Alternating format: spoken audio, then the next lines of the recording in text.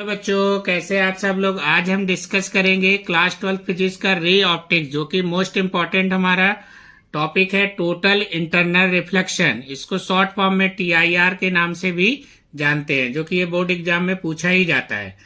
तो सबसे पहले हम डेफिनेशन की बात करेंगे यहाँ पर कि if light passes from an optically denser medium to rare medium, हमारा लाइट ट्रेवल कर रहा है डेंसर से रेयर मीडियम में, और आपका then at the interface the light is partially reflected back into the denser medium and partially reflected to the rare medium.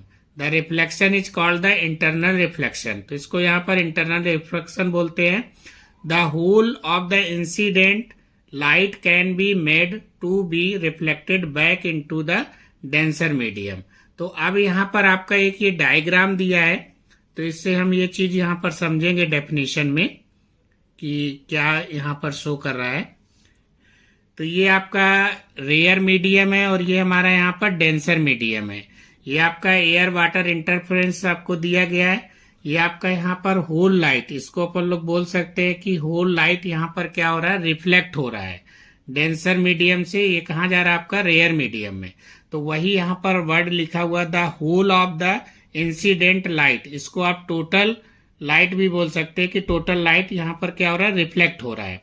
Can be made to be reflected back into the denser medium, this phenomenon called the total internal reflection.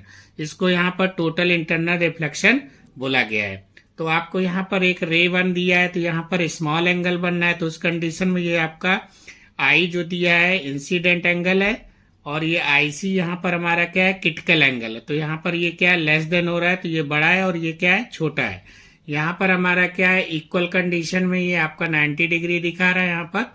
और ये आपका whole light इधर आपका दिया है एक reflection, जिसको total reflected ray बोलते हैं। तो यहाँ पर आपका इंसिडेंट एंगल क्या है, ग्रेटर देन किससे है, क्रिटिकल एंगल से। तो I ग्रेटर देन यहाँ पर क्या है, IC।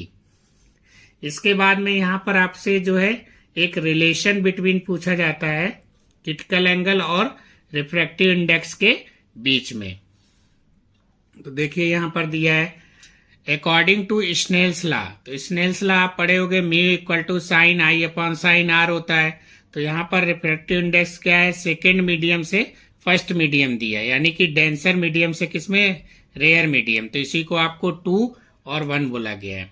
इसको हम इंटरचेंज कर सकते हैं, तो रेसिप्रोकल इसको 1 से 2 कर सकते हैं, यानी कि रेयर मीडियम से डेंसर मीडियम। तो इसको अपॉन में लिख सकते हैं। तो ये आपका sine i upon sine r हो जाएगा। यहाँ पर जो आई है वो IC के इक्वल हो जाएगा। इंसिडेंट रे किसके इक्वल है, क्रिटिकल एंगल के। तो ये आपका R इक्वल टू यहाँ पर क्या है, 90। तो I की जगह पर IC पुट करेंगे और R की जगह पर 90। तो ये आपका 1 अपॉन 1 से 2 हो गया आपका mu sign IC upon sine 90। तो साइन 90 का वैल्यू आपका क्या होता है, 1 होता है। तो यहां से म्यू इक्वल टू आपका 1 अपॉन साइन IC। तो ये हमारा यहां से फार्मूला निकल के आ जाएगा। तो कभी कभार ये रिलेशन भी आपसे पूछ सकता है, अदरवाइज आप इसको जो है इतना 3 मार्क्स में इसको रिप्रेजेंट कर सकते हैं। अब यहाँ पर कभी कभार क्या होता है कि स्मॉल डेफिनेशन भी पूछ देता है कि क्रिटिकल एंगल का डेफिनेशन क्या है। तो आप क्रिटिकल एंगल का डेफिनेशन भी वहां पर मेंशन कर सकते हो, अगर आपसे पूछा जाता है एग्जाम में। तो क्रिटिकल एंगल को हम IC से रिप्रेजेंट करते हैं, the angle of incidence in the denser medium for which the angle of refraction in the rare medium is कितना दिया है, 90 degree, is called the critical angle of the denser medium and is denoted by IC। इसको IC से क्या करते हैं, denote करते हैं। Thank you.